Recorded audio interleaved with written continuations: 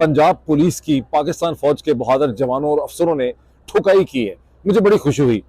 और मैं पाकिस्तान फौज को बड़ी मुबारकबाद देता हूँ।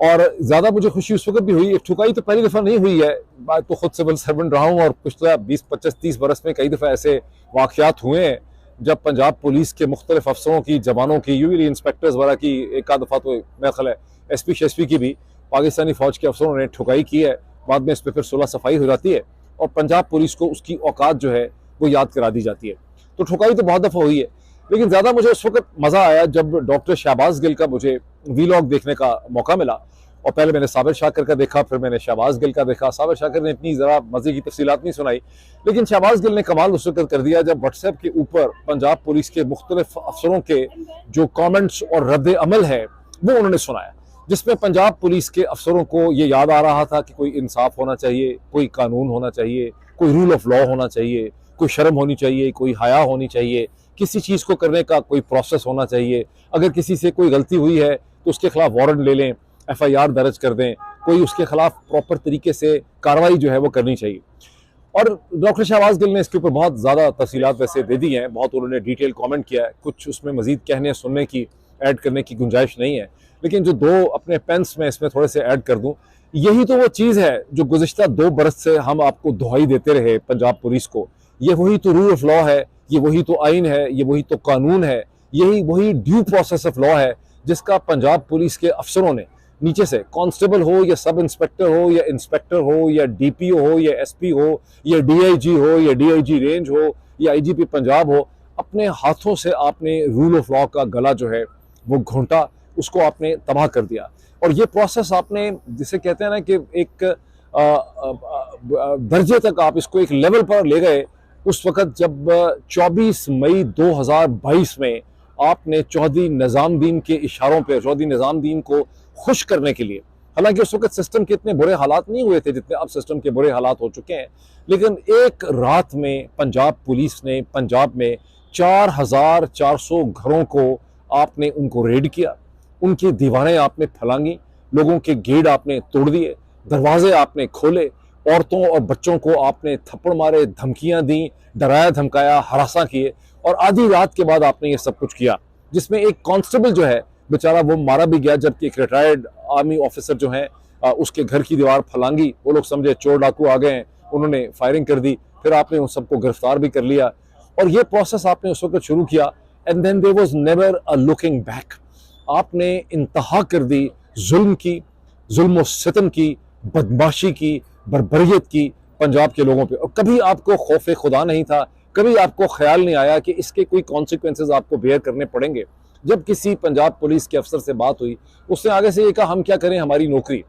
मुझे एक पंजाब पुलिस के अफसर ने कहा जी अब हम क्या कर सकते हैं, अब तो प्राइम मिनिस्टर शहबाज शरीफ जब पहली दफ़ा प्राइम मिनिस्टर बने थे, आज ही के दिन में जो दिन ख़त्म हुआ है 10 अप्रैल 2022 में, तो शहबाज शरीफ साहब ने पंजाब पुलिस के अफसरों की ACR भी ISI के हवाले कर दी। तो पंजाब पुलिस का बेसिकली ये था कि जब ISI का इनपुट होगा तो पंजाब पुलिस के अफसरों की जो सालाना कार्रवाई होती है, उनकी जो प्रोग्रेस रिपोर्ट या परफॉर्मेंस रिपोर्ट है, वो भी इंटेलिजेंस के अफसरों के हवाले कर दी। जाहिर है कि ये बहुत ही एक घटिया हरकत की शहबाज शरीफ साहब ने, जिससे शहबाज शरीफ साहब की अपनी शख्सियत और पर्सनैलिटी के भी आपको बड़ी अच्छी तरह से अंदाज़ा होता है कि कितने वो कमज़ोर और कितने कॉम्प्रोमाइज़ वो शख्स हैं और पाकिस्तान के निज़ाम हुकूमत या निज़ाम रियासत के हालात क्या हैं। लेकिन अब पुलिस अफसरों की एक्सप्लेनेशन ये थी कि चूँकि हमारी तो अब नौकरी ही ISI के अफसरों के हाथ में चली गई है, इसलिए तो ज़ाहिर है सर अब हम कुछ कर ही नहीं सकते। तो जब आप कुछ कर नहीं सकते तो ये वाबिला किस चीज़ का, फिर ज़ाहिर है आपकी इज़्ज़त किस चीज़ की। जब आपने पाकिस्तान पंजाब के लोगों की कोई इज़्ज़त नहीं की तो आपकी इज़्ज़त किस चीज़ की, आपकी दुहाई कौन सुनने वाला है। इसीलिए तो इस वक्त सब लोग जो है वो खुश हैं कि वो तो सब मुबारकबाद देंगे पंजाब पुलिस के अफसरों और पंजाब पाकिस्तान फौज के अफसरों और जवानों को, तो सभी मुबारकबाद दे रहे हैं कि कम अज़ कम उन्होंने अपनी गैरत जो है बचाने के लिए कम अज़ कम उन्होंने आपकी ठुकाई की, आपको उन्होंने आपकी औकात जो है वो दोबारा याद करा दी। लेकिन ऑन अ सीरियस नोट मैं ये कहूँगा कि सिस्टम्स इसी तरह से तबाह होते हैं। ये नाचीज़ गुज़िश्ता 2 बरस से यही तो दुहाई दे रहा है, यही तो मैं रो रहा हूँ कि जब आप तमाम निज़ाम को, तमाम सिस्टम ऑफ लॉ को, तमाम ड्यू प्रोसेस को वायोलेट करते हैं, जब आप अदालतों के निज़ाम को ख़त्म कर देते हैं, जब किसी कल्चर की कन्वेंशन को आप नहीं मानते, अपने छोटे छोटे फ़ायदे हासिल करने के लिए आप तमाम रास्ते जो हैं उनको, रुकावटों को अबूर कर लेते हैं, तो सिस्टम कोलैप्स हो जाता है। इस वक्त पाकिस्तान एक एडवांस्ड कोलैप्स की सूरत हाल में इस वक्त है, और चौधरी निजामुद्दीन को इसकी बड़ी परवाह करनी पड़ेगी। उसकी वजह यही पुलिस के घटिया पंजाब पुलिस के सारा सिस्टम है, ये टूटा फूटा सिस्टम है, और यही पंजाब पुलिस की सबमिसिवनेस है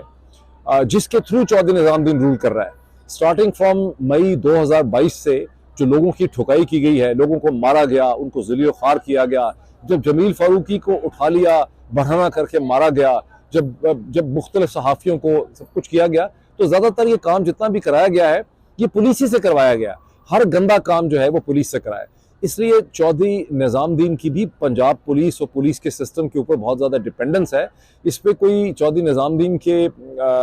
जो ऊपर हाई अप्स हैं उनको इस पर मेरा ख्याल है को बहुत ज़्यादा खुशी नहीं होगी, बल्कि उनको अगर वो सोच समझ सकेंगे तो उनको बड़ी परेशानी होगी कि पंजाब पुलिस के साथ ये जो तहस पटहस हो गई है फ़ौज के अफसरों की, जवानों की, ये जो सिस्टम है GHQ का, ये एस्टैब्लिशमेंट का, उसको कोई मजबूत नहीं करती है, बल्कि उसको ये एक ख़तरे में डालती है। ये ख़तरे की एक घंटी है, और इसी तरह से सिस्टम जो है वो कोलैप्स होते हैं।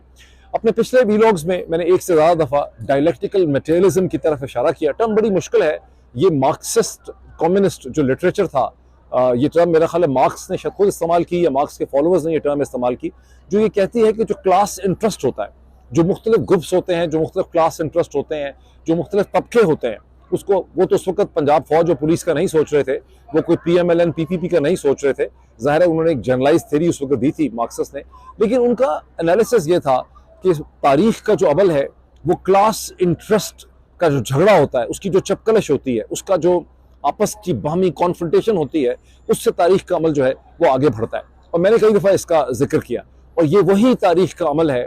ये कोई सारा काम इमरान खान ने नहीं करना। ये जो गंद आपने मचाया है, इसमें तारीख का एक अमल भी चल रहा है। ये जो अभी बहावल नगर में हुआ है, ये तारीख का एक अमल है। इस तरह की और भी बड़ी चीज़ें होनी है। मेरी बात को, मेरी इस वीडियो को संभाल के रखें। लोगों को बातें समझ नहीं आती, चीज़ें होता है मुश्किल लगती होंगी उनको समझने में। ये एक प्रोसेस है, जब आपने एक सिस्टम को तोड़ फोड़ दिया, जब आप किसी आइन, किसी कानून, किसी ड्यू प्रोसेस को नहीं मानते, आप कहते हैं कि हम ही हम हैं, तो फिर कोई सिस्टम नहीं है। इन दी एंड जब सिस्टम कोलैप्स होता है तो उसमें से कोई नहीं बचता। आज पंजाब पुलिस को दिन याद आ रहे हैं, बहुत जल्दी और बहुत से ताकतवर लोग जो हैं उनको भी ये चीज़ समझ आएगी कि जब अपने हाथों से आपने सिस्टम्स को डिसमेंटल कर दिया, जब दूसरे की बीवी की, बेटी की, उसकी माँ की कोई इज्जत नहीं है, वो दिन भी दूर नहीं है जब आपकी बेटी की, आपकी माँ की, आपकी बीवी की, आपके बहन भाई की भी, आपके ख़ानदान की, आपकी जो चादर चार दीवारी है, आपके दीवार की, आपके दरवाजे की, आपके गेट की भी कोई इज्जत नहीं होगी। ये बहावल नगर का जो वाक़या है, ये एक प्रोसेस है, ये रुकने वाला नहीं है, ये आगे चलेगा इंशाअल्लाह ताला। देखिए आगे आगे होता है क्या।